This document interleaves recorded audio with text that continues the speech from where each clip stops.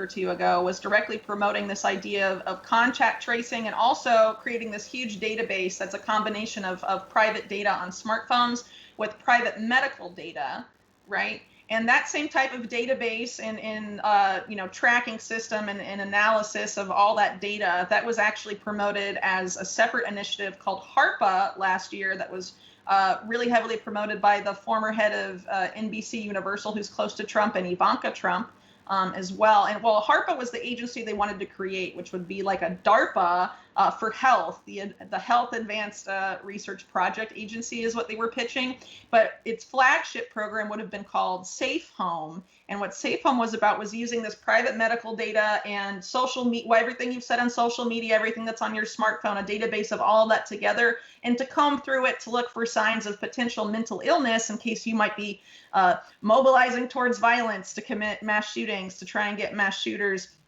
before they strike. And that's where this pre-crime program comes in that was basically announced last October, but it didn't go live until this year.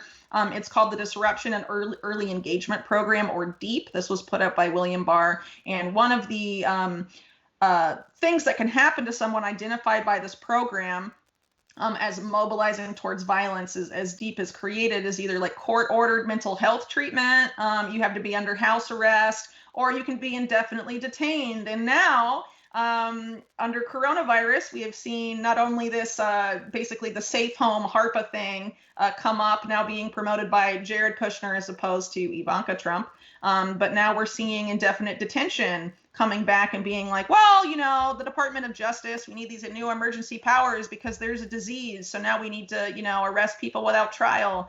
But they were just saying that's how we're going to, stop mass shootings. So to me, what that says is, okay, we have these solutions we wanted to implement forever. And the only way we can get people to consent is to make them basically give away their rights because they're scared. So we have to find a fear that sticks and convinces people to accept these new programs, right? So last fall, Americans were most afraid of mass shootings, and now they're most afraid of coronavirus. So they're just conveniently changing the justification, in my opinion, to whatever Americans are most afraid of and hoping that something will stick. And if it doesn't stick with coronavirus, it will be something else. Yeah, and I really hope people can recognize how horrifying it is to think of just the idea of pre-crime before all of this scared me more than most things. The idea that, well, we know based on our intelligence, because we know how well that works for everybody, we know that you're going to commit a crime, right, based on what you've posted. And the idea of that and being, given forced medical treatment. Then understand this is before coronavirus.